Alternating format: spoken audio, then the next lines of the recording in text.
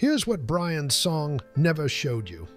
The night before the film aired on ABC, November 29, 1971, Joy Piccolo sat alone in a house in Chicago with 3 daughters under 8 years old, knowing that tomorrow 55 million Americans were going to watch a version of her husband's death that nobody had asked her to approve. They never consulted her. The film was made 18 months after Brian died, while the grief was still immediate. Joy found out it was happening the same way the rest of the country did. She watched it anyway, and what she saw was a man she recognized and a story she didn't. And the distance between those two things is what this is about. Brian Piccolo was 26 years old when he died. He had played 4 seasons in the NFL, started for exactly one of them. He led the entire nation in rushing in 1964, and not one team drafted him in 20 rounds. He had 3 daughters, a wife he had married right out of college, and a personality so relentlessly funny that even his own death couldn't fully stop him from making jokes about it. The film captured most of that. What it left out was the part that made all the rest of it make sense. Brian Piccolo was not drafted because scouts said he was too slow and too small.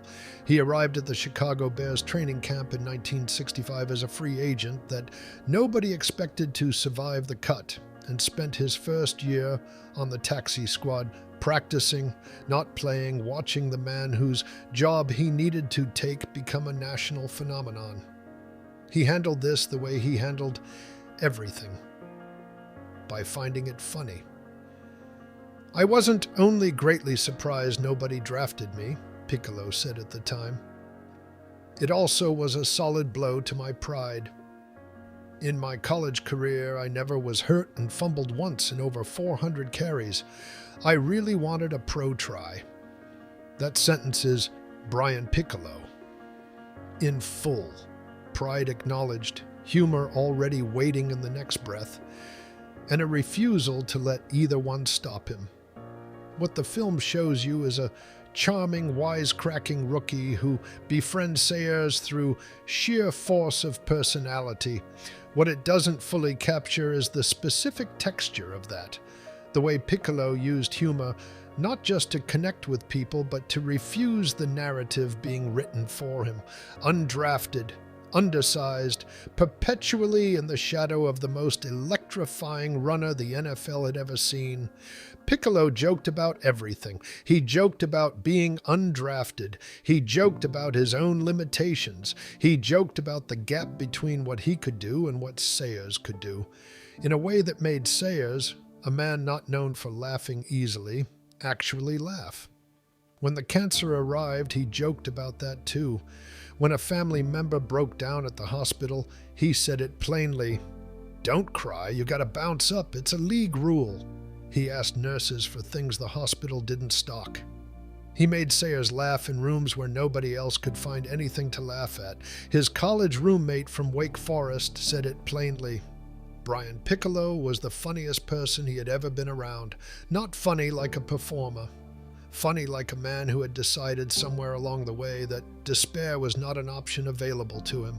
Brian Piccolo died on June 16, 1970. He was 26 years old. Gale Sayers published I Am Third that same year. The chapter on Piccolo was 18 pages of the most intimate account one professional athlete had ever written about another man's death. ABC optioned the rights almost immediately. A screenwriter named William Blinn was hired. Filming began in the summer of 1971 at the Chicago Bears' actual training camp, with real players and coaches in the background. The film aired November 30th, 1971, 17 months after the funeral. Joy Piccolo said later that she had not been told the film was being made. "The pain was still so raw," she said. She and Brian had been married young, right after his senior season at Wake Forest, before either of them knew what was coming. She was 30 years old when he died. She had 3 daughters, Lori, Tracy, and Christy, the youngest barely old enough to understand what was happening. Nobody called her, nobody asked. The film went ahead, And yet, the woman who had sat in those hospital rooms, who had navigated those months with Brian while he was joking with nurses and refusing to let anyone see how scared he was, recognized her husband on that screen, in the middle of a version of his story she had never been asked to approve. The film shows George Halas breaking the news of Piccolo's cancer to Gale Sayers, a quiet, grave scene. The old man and the young player, the weight of it between them. George Halas was not the head coach of the Chicago Bears in 1969. He had retired after the 1967 season. The man who actually coached the Bears when Brian Piccolo removed himself from that game in Atlanta, when the X-ray came back showing the tumor, was Jim Dooley. Dooley was the coach who received that news. Dooley was in the room. The film erased him entirely and gave his scenes to Halas because Halas was a legendary name. What the film also erased in doing so was a specific and important truth about Brian Piccolo. He played for a team where the man nominally in charge had already handed authority to someone else, where institutional loyalty was complicated and personal loyalty was everything. It is one of the reasons why what Sayers did mattered so much. And the film, by keeping Halas at the center, made the institutional version of the story easier to tell than the human one. The man who played Brian Piccolo almost didn't take the role. James Caan was building a film career in 1971 and had no interest in a made-for-TV movie, the lowest tier of the medium. He read William Blind's script, set it down and said no. Then he picked it back up. Something in Piccolo's voice, the humor, the refusal to perform his own tragedy, found something in Caan that he couldn't walk away from. He said yes. 4 months after Brian's song aired, Caan appeared as Sonny Corleone in The Godfather. The man cast as Gale Sayers had a different story. Lou Gossett Jr. was the original choice. A few days before filming began, he tore his Achilles tendon in a pre-production workout. Studio executives hired Billy D. Williams to replace him on short notice with almost no preparation. Producer David Wolper made Gossett a promise. The first great role that came available was his. In 1977, Wolper cast Gossett as Fiddler in Roots. The role that was supposed to save his career found another way to save it 6 years later. The two men who made Piccolo and Sayers real for 55 million Americans were, in different ways, accidents of timing. Brian's song showed Brian Piccolo dying with dignity, a quiet room, a peaceful ending, the kind of death that a Tuesday night ABC audience in 1971 could sit with. This is not what happened. Piccolo underwent 3 major operations at Memorial Sloan Kettering. The second was a radical mastectomy, the same surgery given to women with breast cancer. Jeannie Morris, the journalist who spent months by his side documenting his illness for Brian Piccolo. A short season described the second operation as extremely mutilating.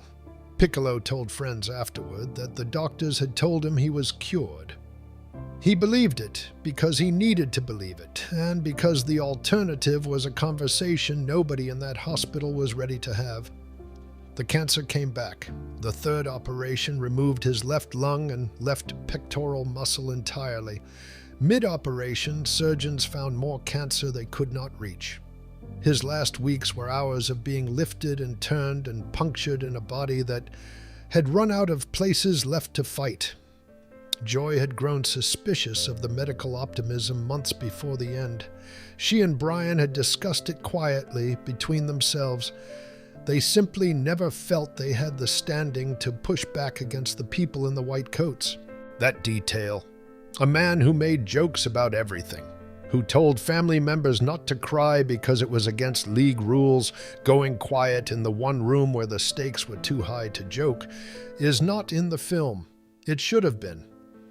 It is the most Brian Piccolo thing about everything that happened to him. Around the league, George Halas had one reputation, and it was not warmth. Mike Ditka once said he threw nickels around like manhole covers. Players negotiated against him for contracts he didn't want to pay. He was famous for counting every dollar. That man, the one the league remembered, paid every one of Brian Piccolo's medical bills, every hospital charge, every family expense, the full remainder of his contract, and his funeral. He established college funds for Piccolo's 3 daughters. When Joy's bank refused to honor her mortgage because a widow with no steady income was suddenly a credit risk, Halas, who sat on that bank's board of directors, made a phone call. The problem disappeared before it reached her. Joy Piccolo said decades later that she never once saw a hospital bill. Someone always handled it before it found her. The film put McCaskey in the background of the hospital scenes without explaining why he was there. He was there because Halas had told him that was his job from the day of the diagnosis. Every day, for 8 months, the man who counted nickels spent whatever it took and never told a single reporter. That is not in the film either. And it is the most important thing about the people around Brian Piccolo. 6 months before the Watergate break-in that ended his presidency, Richard Nixon watched Brian's song in a private screening at the White House and told the press it was one of the great motion pictures he had ever seen. He urged every American to see it. A sitting president endorsing a made-for-TV movie about a football player most of the country had never heard of 18 months earlier, the film had done something almost unprecedented for television. It had made 55 million people cry on purpose on a Tuesday night without a single special effect or movie star or theatrical release. William Blind's script won the Emmy for Outstanding Writing Achievement in Drama. Jack Warden won for Outstanding Performance by an actor in a supporting role for his portrayal of George Halas, the coach who was not actually there. A Los Angeles Times critic wrote the day it aired that the film made race relations look so simple and uncomplicated and so right that you wonder what the fuss is about. A Baltimore Sun critic pushed back. The film was ostensibly about the death of a football player, but was more precisely about how gracious and charitable that footballer was during his lifetime for deigning to share a room with a black man. Both critics were writing about the film. Neither was writing about Brian Piccolo. Joy Piccolo eventually made peace with Brian's song, not because it was exactly right, but because the part it got right, the friendship, the humor, the refusal to let the dying overshadow the living, was the part that mattered most to her. The inaccuracies she could live with. The truth underneath them she recognized immediately. Brian Piccolo's number 41 is retired by the Chicago Bears. Every year, the team gives out an award in his name, not for the most yards or the most touchdowns, but for the teammate who best shows his particular combination of courage, loyalty, and humor. The Brian Piccolo Award for courage, loyalty, and humor. Not speed, not statistics. The 3 things that made Brian Piccolo who he was in rooms where none of them helped. The 3 things the scouts didn't measure in 1964 when they decided 20 rounds wasn't enough time to call his name. The film ran for 73 minutes and made 55 million people cry. It changed some details and erased some people and softened some truths. Joy Piccolo watched it knowing all of that. She watched her husband made into a character by people who had never sat in those rooms with him, and she said later that she saw him in it anyway, in the jokes, in the way he talked to Sayers, in the refusal, even inside a film that was being gentle about his death, to seem like someone who had accepted what was happening to him. She kept the trophy that Sayers brought to the hospital, his name taped over where Sayers' name had been. She kept it for the rest of her life. The trophy with the wrong name on the nameplate, handed to the right man by the right friend at exactly the right moment. That part was not changed. That part could not have been changed. It was too much who he actually was. If this hit you, subscribe. More stories like this one every week.